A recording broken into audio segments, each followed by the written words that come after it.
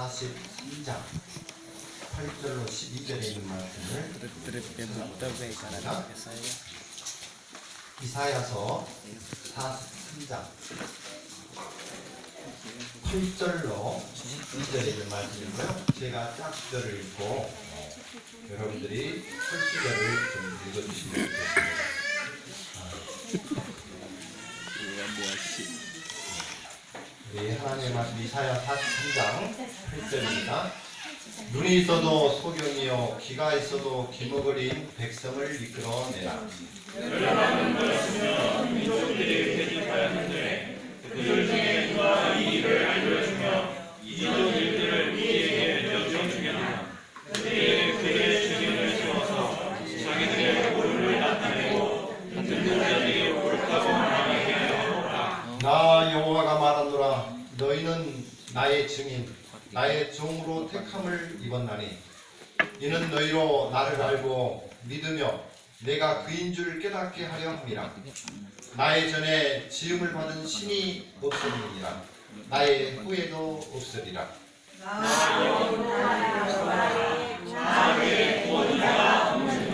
우리 12절 같이 읽겠습니다. 내가 보하였으며 구원하였으며 보였고 너희 중에 다른 신이 없나니 그러므로 너희는 나의 증인이요 나는 하나님이라. 여호와의 말이니라. 여호와의 말이니라. 이 말이 굉장히 중요해요. 제가 이렇게 이 성경 말씀을 교독하는 이유가 있어요. 제가 이제 이 신학을 하기 전에 저도 이제 똑같이 평신도로서 교회에 여러 직분을 맡고 봉사를 했는데 이 신학을 한다고 하고 어제도 잠깐 이야기했던 것처럼 이 우리 교회 안에 있는 정말 이 그리스도의 재림 신도의 가정으로서의 손색이 없을 만큼 교인들이 이렇게 이야기하는 그런 모습 속에 저희 뒷모습은 그렇게 하지 못했던 것을 제가 깨닫고 회개한 적이 있어요. 이 하나님을 믿는 이 집사 안수를 받고 교회 일을 섬기고 교회 일에 여러 가지 일에 참여를 하긴 하는데 이 집에 가서 하나님의 말씀을 한 번도 일주일 동안 한 번도 말씀을 펴보지 못하고 교회를 나오는 적이 한두 번이 아니에요.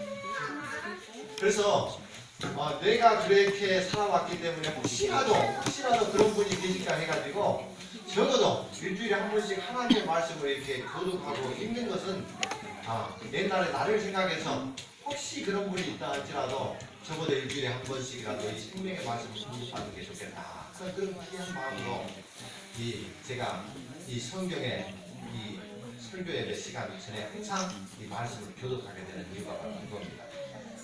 그리고 여기에 이제 지금 우리 하나님께서 말씀하시고 이렇게 하는데 여러분들이 지금 계속해서 하나님 이렇게 기도하고 하나님을 부르십니다. 근데 여러분들이 우리가 착각하고 살아가는 때가 참 많이 있는 거예요. 제가 이제 그때 전에는 몰랐었는데 하나님의 말씀을 공부해 보면 이 하나님이 모든 신들의 이름이 다 하나님이에요. 여러분들이 그래서 부르는 하나님, 하늘에 계신 하나님 이렇게 부르는 것이 나를 정말 모함하고 우리 하나님을 비방하고 하는 이방신일 수도 있고. 그래서 제가 그 다음에 이 말씀을 깨달은 다음에는 그냥 하나님이라고 절대 안 불러요. 왜? 다른 신도 다 하나님이에요. 우리 이 히브리어 원어를 살펴보니까 에이엘. 그래가지고 우리를 창조하신 그 하나님, 우리가 하나님이라고 부르는데 다른 신도 똑같은 이름이 하나님이에요. 그래서 하나님 부르면 내가 어떤 하나님을 부르는지, 나를 교만으로 이끄는 그 하나님을 부르는지, 나를 창조하고 구원하는 진짜 이 제7일 안식일에 우리의 생명을 공부하는 그 창조주 하나님인지 제가 모르겠더라는 거죠. 그래서 제가 적어도 기도할 때만이라도 우리 아버지 하나님은 우리를 창조하고 구원하시고 우리를 다시 데리러 오시겠다고 하신 그 하나님은 여호와 하나님이라는 것을 제가 알게 됐어요. 그래서 우리 하나님은 여호와 이름이 있어요. 이름. 그래서 여러분들이 무심코 부르는 그런 하나님이 아니라 여호와 하나님을 부르시게 되기를 간절히 바랍니다. 오늘 성경에서도 분명히 보니까 이 여호와의 말이니라. 그러니까 내가 믿어져요. 왜? 그분이 우리를 창조하시고 그분이 우리를 구원하시기 때문에. 근데 우리는 하나님 부를 때 어떨 때 이렇게 잘못 우리는 그렇게 부른다고 하지만 그 사람의 행동을 보니까 다른 하나님을 부르고 있는 것을 제가 많이 느끼게 됐어요. 무슨 말인지 아시겠죠? 그래서 여러분들 오늘은 우리를 창조하고 구원하는 그 진짜 하나님을 만나시는 저와 여러분들이 되시기를 간절히 바라겠습니다. 이사야서 43장 8절로 13절의 말씀을 읽었는데요. 옛날 이 고대 기록을 보게 되면 이 예수님이 승천하신 뒤에 천사들과 나눈 대화가 이렇게 기록이 되어 있어요. 그 예수님의 대변인 노릇을 하는 이 가브리엘 천사, 여러분들 성경에 이 가브리엘 천사가 등장하죠. 이 가브리엘 천사가 예수님께서 땅에서 어떤 일을 하셨는가 하고 인터뷰를 하는 그런 모습이 기록되어 있는 것입니다. 그래서 예수님은 인류의 죄를 구원하기 위해서 이 땅에서 어떤 일을 하셨는지 또 이렇게 물어봤을 때 예수님께서 이렇게 대답하셨어요. 예수님은 인류의 죄를 감당하시기 위해서 하늘 보좌를 버리시고 십자가에 달려 정말 그 아픔과 고통을 참으시며 인내하시며 그의 죽으심으로 말미암아 온 인류를 구원할 수 있도록 이렇게 만들었습니다 하고 그렇게 인터뷰를 했던 것입니다. 그리고 그분의 돌아가신 그 십자가의 사건이 온 인류에게 정말 복음이 돼서 그 사실을 믿는 자마다 모든 사람들이 구원받는 것이 예수님이 소원이라고 이렇게 인터뷰를 한 것입니다. 그때 이 가브리엘 천사가 다시 질문을 했습니다. 그러면 그렇게 그런 사실들을 증거하고 나누기 위해서 어떠한 조치와 계획을 세웠는지 이렇게 또 질문하게 된 것입니다. 그때 예수님께서 이렇게 대답하셨어요. 저는 오로지 이 귀한 복된 소식을 제자들에게만 맡겼습니다. 그들이 다른 사람들에게 그것을 전할 것이라고 예수님은 확실하게 그 인터뷰에 대답을 하게 된 것입니다. 이 다소 놀란 듯이 가브리엘 천사가 큰 소리로 말했습니다.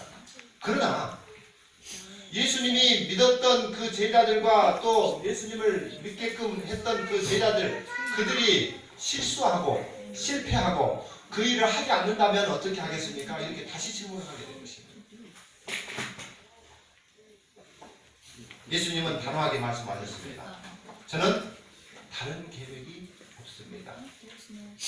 저는 오로지 그들만 믿습니다 하고 그 인터뷰가 종료되는 그 고대 기록이 기록되어 있는 것을 우리가 보게 된 것입니다.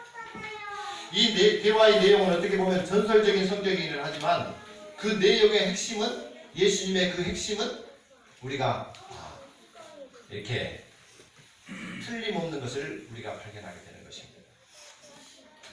예수님은 온 세상에 복음 전하는 일에 이 죄악 세상의 모든 사람들이 다 죽어 마땅할 수밖에 없지만 그들을 구원하기 위해서 이 땅에 오셔서 십자가에 돌아가시고 그 사실을 믿는 자마다 모든 사람이 멸망하지 않고 영생을 얻게끔 하는 그 하나님의 그 복음의 소식은 틀림이 없는 것을 보게 된 것입니다.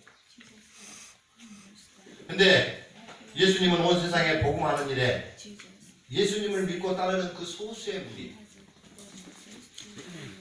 그들에게 예수님은 오늘 증거로 가르치십니다. 그래서 오늘 이 설교 제목은 이게 아까 말했던 것처럼 10절에 나왔던 것처럼 여호와가 말하거나 너희는 나의 증인, 나의 종. 여러분들은 예수님의 종이요 증인이라는 그런 제목으로 가지고 항상 살아가고 있습니다. 세상은 지식의 발달로 기술과 문화는 계속해서 바뀌지만 이 하나님의 계획은 2000년 전이나 6000년 전이나 어떻게 해요? 변함이 있어요, 없어요? 변함이 없는 것을 보게 됩니다. 제가 이 핸드폰을 가지고 있는데 핸드폰이 이렇게 구입을 하는데 그 핸드폰이 아주 발전을 하는데 아주 1년에도 몇 번씩 발전을 해요. 그 정도로 이 기술이나 문화들은 수시로 계속해서 바뀌어가는 것입니다. 그런데 이 하나님의 말씀은, 하나님의 계획은 절대로 바뀌지 않는 것을 보게 돼요. 하나님께서는 우리를 부르셔서 그분의 백성으로 삼으신 것은 딱 땅끝까지 이르러 저희들에게 뭐 하기 위해서요? 예, 증인이 되기 위해서, 증인이 되므로 그분을 숨기게 하는 것이 목적이다라는 것을 성경은 계속해서 우리에게 가르쳐줍니다. 저는 오늘 이 시간에는 이 본문을 통해서 하나님은 왜 그토록 다른 사람에게 맡기지 않고, 왜 그렇게 똑똑한 천사들에게 맡기지 않고, 왜 해필이면 저와 여러분들에게 맡기셨는지 오늘 그 말씀을 정확하게 좀 찾고 이해하고 깨닫는 시간이 되기를 간절히 바랍니다. 이 증인이라는 사실이 무엇이에요? 증인. 여러분 증인이란 뭐예요? 증인. 예? 뭐 이렇게 이야기를 하면 잘 못하는데 제가 그래서 한번 사전에 찾아봤어요. 네이버 사전에 찾아봤더니 증인. 이 법적인 용어로서 어떤 사실이나 사건을 증명하기 위하여 소환된 사람을 증인이라. 맞습니까? 이 증언한다는 것은 이 증언이 증언한다면 그것이 사실일 경우에는 이 재판의 결과도 다시 뒤집어 버리는 것이 바로 증인의 역할인 것입니다. 맞아요? 네. 예, 그리스도인들의 삶은 증인의 삶인 것입니다. 저와 여러분들은 무슨 삶이라고요? 증인의 삶이라는 증인의 삶.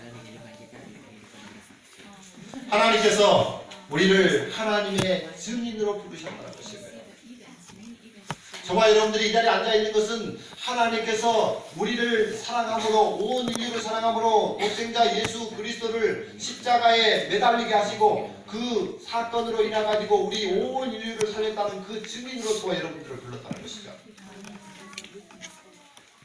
그래서 재판장에서 우리를 증인으로 소환하는 것입니다. 재판을 딱 하고 있는데 누구 증인으로 소환하는 것이죠. 저와 여러분들은 이 세상의 증인으로 살아가는 것입니다. 이것은 아주 인간에게 지극히 영광스럽고 아주 자랑스러운 비전이고 미션인 것입니다. 만약 우리가 하나님의 증인에 나설 수 있다면 얼마나 좋겠어요. 하나님의 증인. 여러분 다른 증인이 아니라 하나님의 증인으로 선다고 하면 여러분들 정말 좋을 것 같아 안 좋을 것 같아요? 네. 우리 하나님의 증인으로 나설 수 있다면 얼마나 좋겠어요. 그런데 오늘 본문에 보니까 하나님께서 그렇게 선택해서 불렀던 그 이스라엘 백성들 뭐라고 했어요?